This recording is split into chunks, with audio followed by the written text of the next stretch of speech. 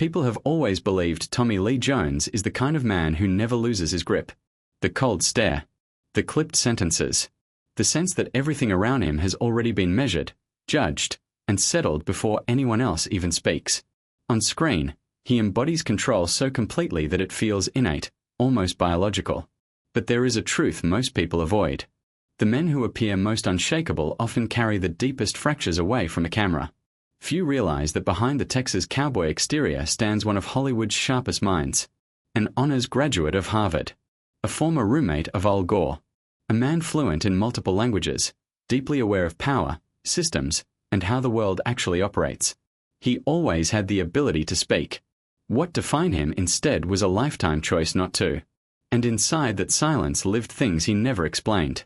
A marriage that once appeared solid collapsed because of a single, irreversible mistake, pulling an entire family quietly apart. No scandal. No public blame. Just doors closing and never reopening. Then came a tragedy no one expected. Recently, his daughter, 34 years old, was found dead. The cause was not publicly clarified. No answers followed. Only absence. Even the man who so often plays the law could not impose order on that loss. So what truly shaped the man behind those eyes that never seemed to tremble? Tommy Lee Jones was born in San Saba, Texas, under circumstances far from planned. At the time, home births were common, but his mother wanted a hospital delivery. The problem was distance. No hospital was close enough. In panic, his parents rented a small room and brought him into the world there. No sterilites. No prepared staff. Just urgency and improvisation. From the beginning, his arrival came before anyone was ready. His family lived working-class reality in its harshest form. His mother, Lucille Marie, worked as a police officer and ran a beauty salon on the side. His father, Clyde C. Jones, worked in oil fields, dangerous, unstable labor that left little space for tenderness. Life was built around endurance. Tommy carried Cherokee Native American, Scottish, and Irish ancestry, a mix that shaped a quiet, restrained identity. He rarely spoke of it, but he carried it as pride rather than display. The first real fracture came when the family welcomed another son who died as an infant. That loss did not bring healing conversations. It brought alcohol, silence, and anger with no outlet. His parents separated, reunited, then separated again, twice, as if stopping felt impossible. Later in life, Jones acknowledged enduring physical violence from his father during adolescence. He never framed it for sympathy. He stated it as fact. There were nights when young Tommy sat alone in an old car outside roadside bars, waiting for his parents to stumble out drunk. No explanations. No apologies. When violence came, he learned not to react.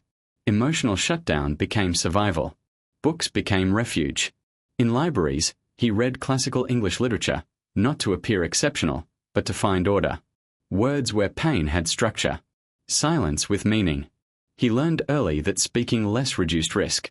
When his father took work in Libya, Tommy, around 13, stayed behind thanks to an athletic scholarship to St. Mark School of Texas, an elite all-boys boarding school in Dallas. He later described it as cultural shock. Raised around conflict and labor, he entered a world of polish and restraint. His athleticism helped him survive. Football, soccer, baseball, horses. He worked construction jobs and oil field labor during breaks, not for ambition, but discipline. At St. Mark's, something else shifted. He discovered theater. On stage, he realized he could express everything without revealing himself. Control through performance. Silence with intention. One of the few ordinary connections of that time was Laura Bush, whom he met in drama class. Not a romance, just a reminder that normal moments existed, even if he didn't hold on to them. Scholarships carried him to Harvard University. He studied English literature, shared a dorm room with Al Gore, played offensive guard on the football team, and participated in the legendary 1968 Harvard-Yale game that ended 29-29, remembered simply as the tie. During summers, he toured with theater groups, performing Shakespeare and Painter. Intellect, physical labor, and discipline moved together. In 1969, Tommy Lee Jones graduated from Harvard with honors. He did not treat it as an endpoint. It was preparation. When he left those gates, he chose uncertainty over comfort. Too small for the NFL, he went to New York to test whether acting could sustain him. If not, He would return to Texas. No drama. Just fact. He trained at the Lee Strasberg Theatre Institute. The name didn't bring opportunity. It brought resilience.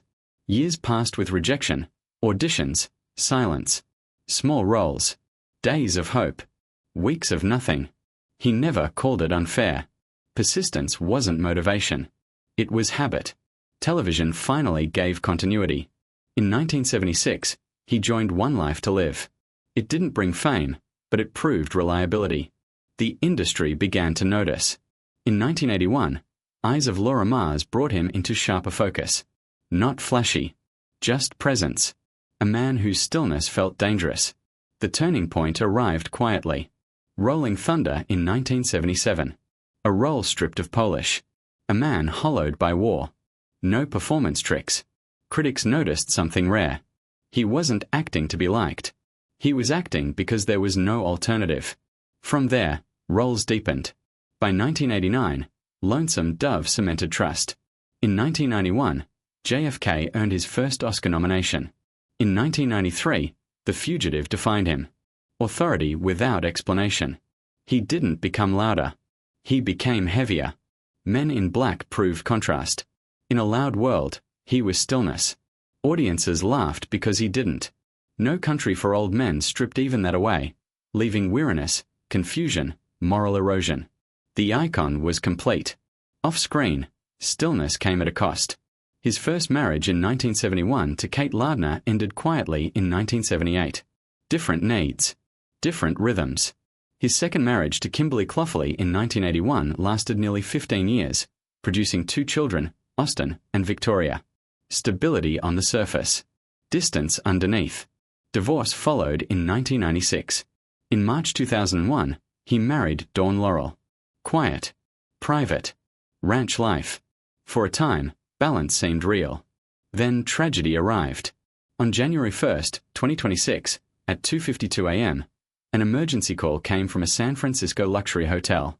On the 14th floor, Victoria KFKA Jones, 34, was found unresponsive. CPR failed. She was pronounced dead. Police arrived at 3:14 a.m. No foul play. No drugs. No confirmed cause.